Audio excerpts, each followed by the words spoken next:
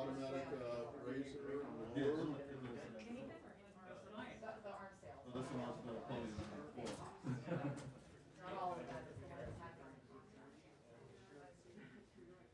Then the one next to Johnny's, This is the I problem. can revisit it. I was looking This? for With cash. that arms thing, because it's not all the There's plenty Saudi of room sales. left in that heart. Wrong to say that it's all Saudi. You say Saudi sales. Chris Murphy gets all excited and says, go back to, the stuff that helped pay rush through and the emergency declaration and stuff. Yeah. I know, it's the ones that have a big contract to get spent. Yeah. And then last chance, But dumpsters is in that the back. normal now? Like, they're trying to say this is all normal. It's like a little abnormal, right? I know. I mean, No, it's only abnormal in the fact that there was so much congressional opposition. Really? Remember, they tried Yeah, in December right, to right, stop right. it. You're and right. couldn't. okay. I mean, they also. I didn't even know that was actually happening. caused arms sales to, Wow. That's great. East Swahili. Yeah. It did That was a have- big package. Yeah, no, you legit had a- Well, what is the country from coming to America? Zamunda? Yeah. Anywhere people, yeah. So you can only sit. So anyway, no, it is kind of, Okay. but it attracts attention when it's a big controversial. Yeah. Yeah. Don't go jumping. You need some gussy. Yeah, what you need. Yeah. Ours is in the guest bedroom. Yeah, no.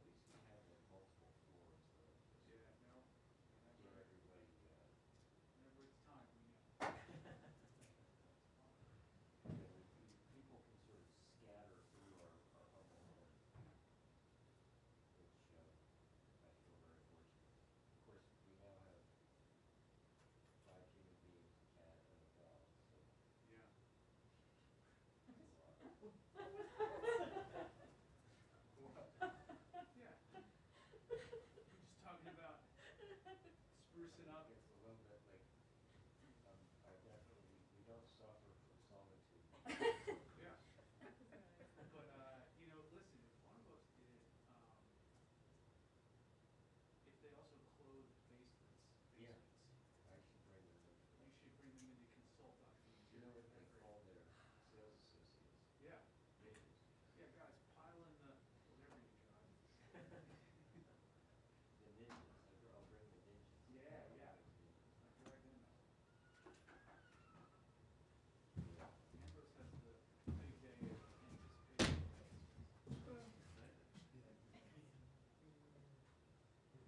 I think antagonize the empress. He's just dismissive.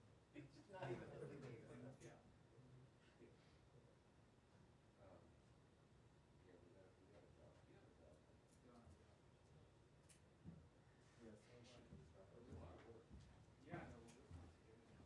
And then our stuff. Secondly, the second dog becomes part of the family. I'm gonna be Yeah. here. We all know this, right? So, she sent me the link to a blind dog. Yeah, and not one that was born blind, like one that, became blind and still learning how to. Blonde or blind? Blind, as in, You have a blind cat. So he doesn't have the natural. You have a blind cat? Well, she's almost completely blind. She keeps knocking crap over, pissing me off all the time. Yeah. She's like jumping up around and knocking over stuff and breaking things. Is- But she can't see where she's Has the going. cat been blind for its life? It was a rescue cat and we think it was abused like that, Oh, kicked okay. in the head a bunch of times. Because this dog is like 9 and recently blind, and that, I mean, 9 and blind. yeah, Wait, 9. she has to stop saving stuff. You have to like. No, I know, She has to stop sitting saving. around just thud, thud, poor dog. Oh my God. Yeah, I would not recommend. But presumably, since he didn't have sight for the first 9 years of his life, he has some kind of, you're not rearranging the furniture on him. Well, we don't have the dog. She wants to rescue Oh, herself, oh, and oh. somebody gave up. So it would be, I would. My brother's girlfriend still wants to be blind and deaf, and I need to allow. wow. I would not endorse going this direction. No, I'm resisting it. Recommending it.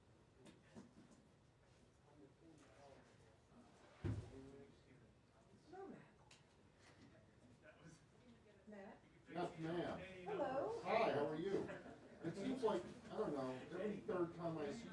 Every third hurt your secretary. leg. Every third secretary broke the Is ankle. that what it is? Yeah. Are you okay? Yeah, it's just We're looking in, inaugural, let's see. No, did you do your immigration? No, I didn't, I'm not sure. Endless.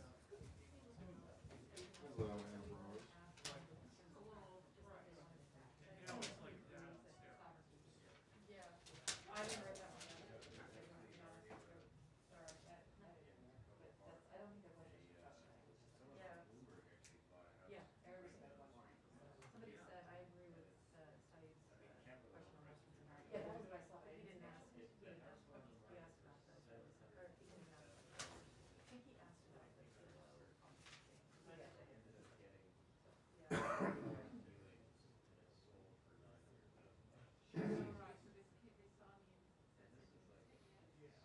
Yeah. You guys in Maryland or DC? I always That's fine. It's bonkers. I was talking to my realtor that he's like, okay, anything that is under like 1.2 is just gonna fly. Because you're gonna get a dozen offers for anything. Oh, you do, okay, yeah. Thank you, I really appreciate that. It slows down a little bit on the job, and you eventually get to slow down around 2. Oh, okay. No, thanks.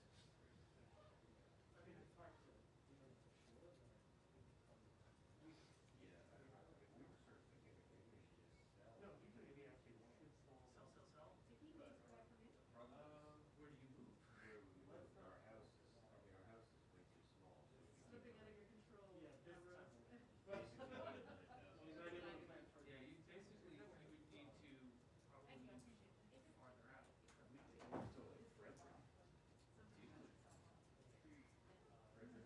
That would solve your space needs. Yeah, right there. Right, you can deliver right on that. Yeah. A lot of 70. Be a real treat. And even prices out there are probably with everyone in there wanting space. Well, now I'm feeling like I should do one of that. So Rich, I take it you've not bought your house. Still at it, no? Okay, the last time I saw you, 6 months ago. Still on the march, yeah. You should be a real A year ago. Our strategic patience, yeah, did pay off. Jesus, Politico is reporting that another Capitol police officer is Yeah. killed. Oh, wow. It's so sad. Wait, from the 6th or from? Yeah, yes. The injuries? No, Oh, killed, COVID? suicide. Oh, suicide. Suicide, yeah, it went out this morning. Because Leaving Good was, and says this is the second suicide that we know of. It's really, really awful. Hmm. I know, I don't, don't envy you.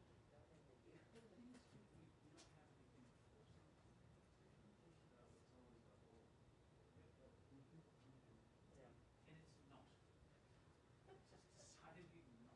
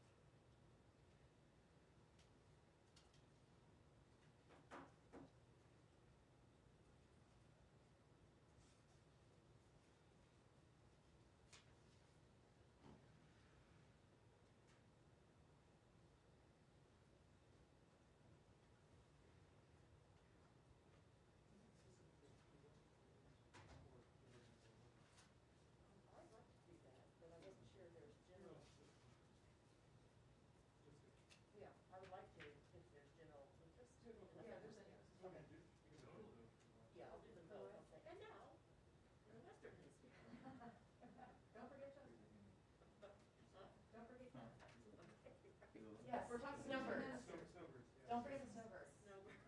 Those are not welcome. She's right, you got WHAs. I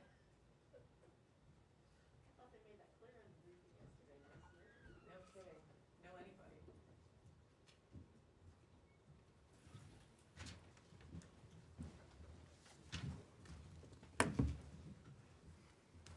Good afternoon.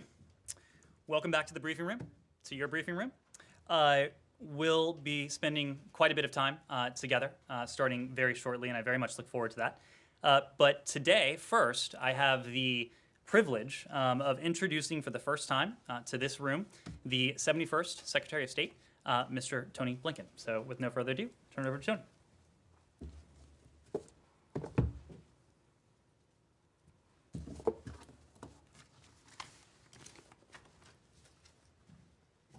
Thank you. Good afternoon. Let me start by saying that my first ambition is to be known as the man who brought Ned Price to the State Department briefing room. And that, at least, is mission accomplished. Well, in all seriousness, thanks to everyone for joining me here today. This is my first full day on the job as Secretary of State.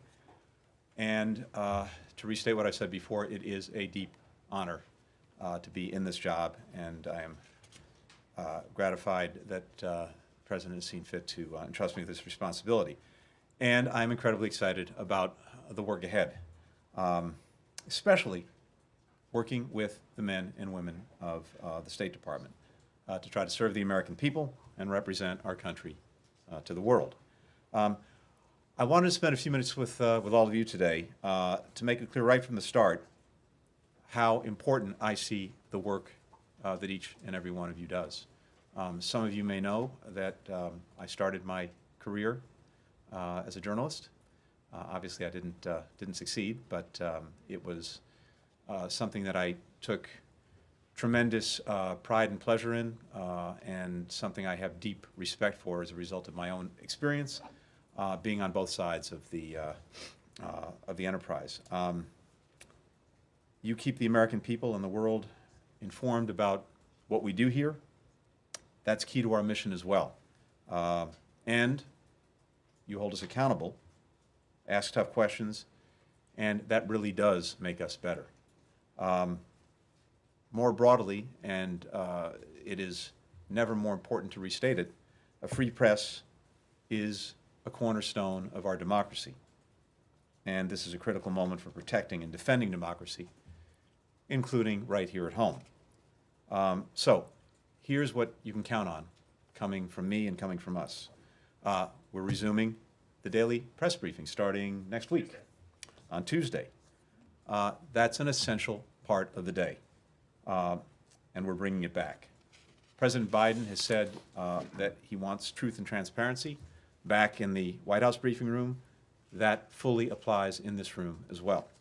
And you'll be seeing me with a little bit of frequency too, including on our travels together when hopefully we can get back to those travels, just as you'll have an opportunity to hear from many policy experts in this building. I know we're not always going to see eye to eye. That's not the point of the enterprise.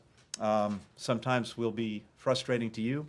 I imagine there are a few times when you'll be frustrating to us, but that's to be expected. That's exactly, in some ways, the point.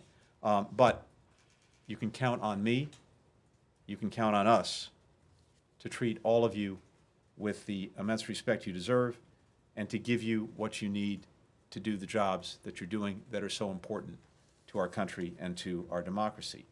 And I will be forthright, whether it's behind this podium, on the plane, or hopefully, eventually, some distant part of the world. So it's an adventure. I am really, really glad that we're in it together. So welcome back to the press room. As Ned said, this is your press room. And with that, let me take a few questions. Start with the AP, Matt Lee. Thank you. Welcome back, Mr. Secretary, to the building. Thank you. Thank you for your kind words about our profession earlier. I'll try to be as brief as possible. In the last couple months of the previous administration, several policies were rolled out and enacted that attracted a bunch of that were contentious, to say the least, or attracted a bunch of criticism.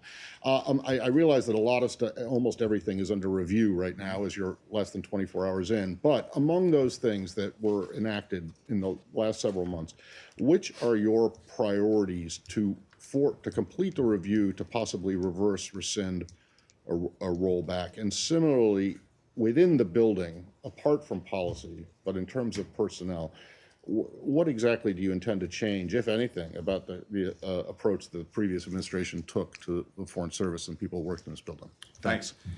Yes, you're right. We are reviewing a number of steps that were taken late in the last administration. We want to make sure we understand in each case the basis for the decisions that were made. I will tell you that I'm particularly focused on the question of sanctions on the Houthis.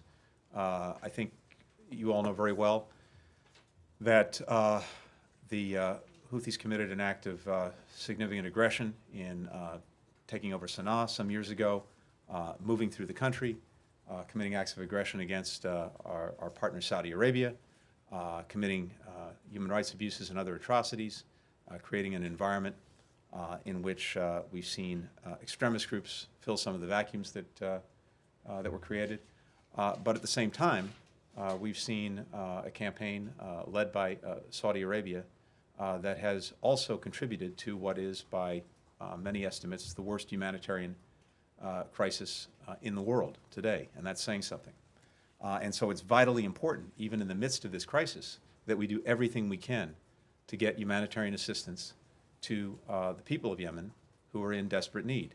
And what we want to make sure is that any steps we are taking do not get in the way of providing that assistance. The Houthis-controlled territory that I believe contains about 80% of Yemen's population. And so we want to make sure that any of these steps, including the designation, don't make what is already an incredibly difficult task even more difficult. That is the provision of humanitarian aid to the people of Yemen. So we're taking a very urgent and very close look at that.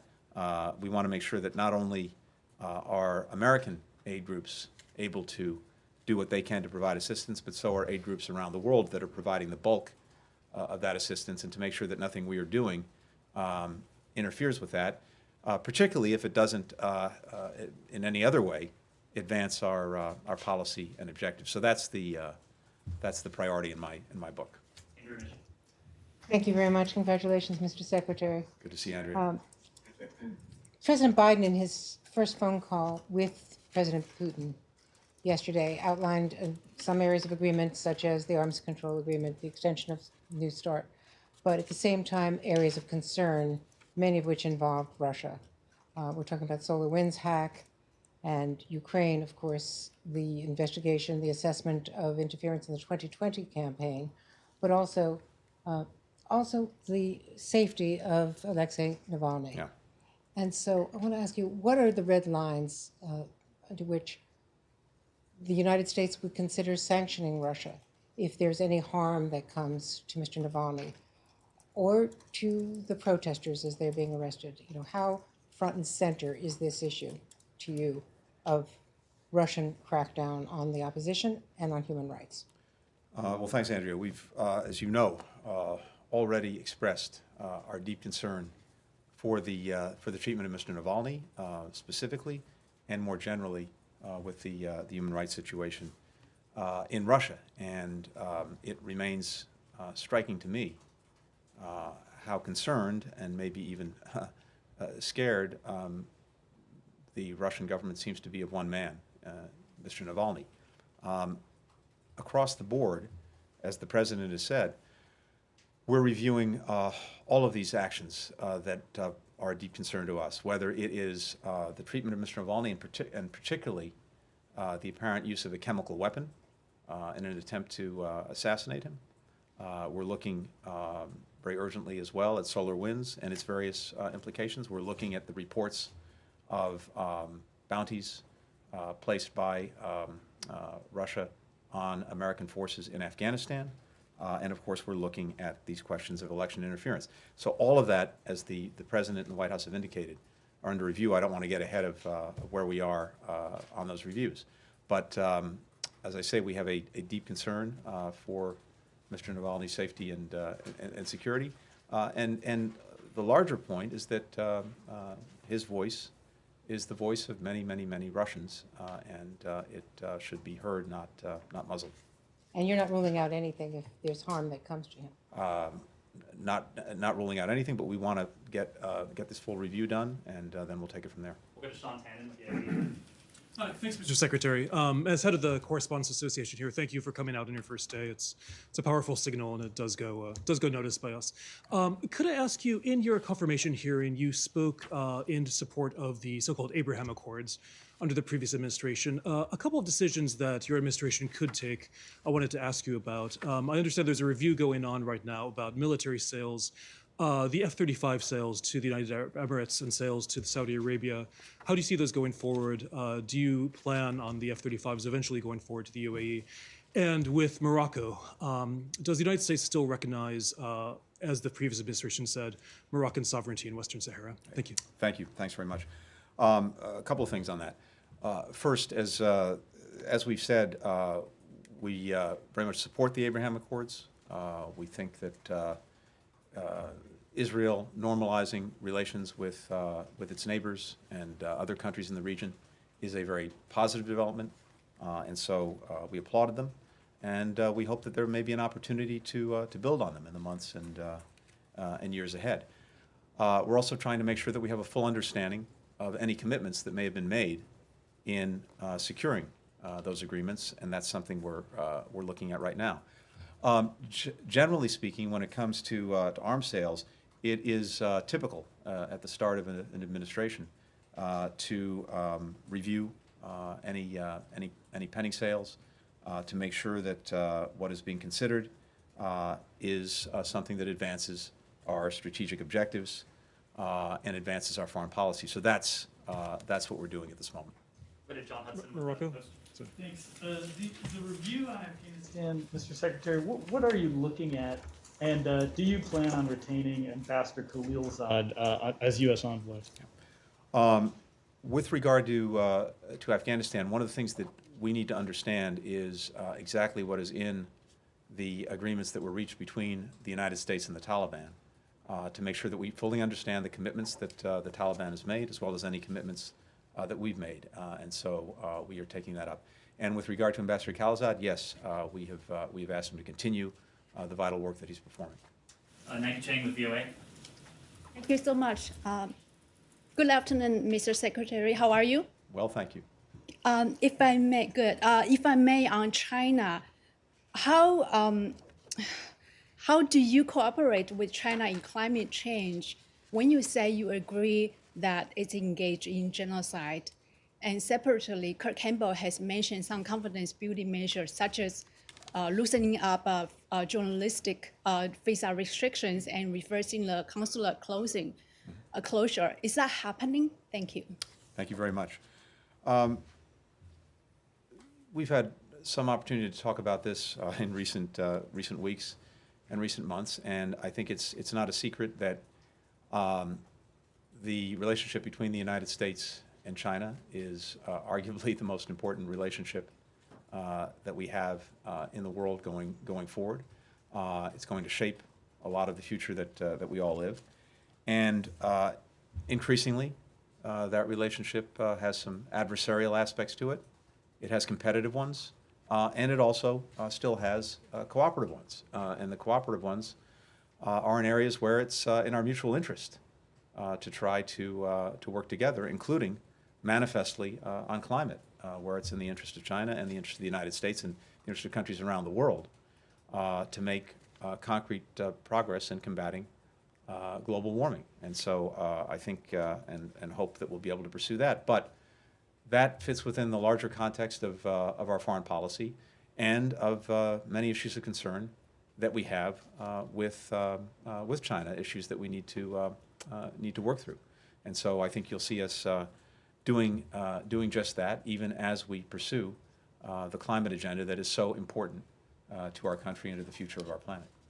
Time for a final question to you, Humaira, Reuters.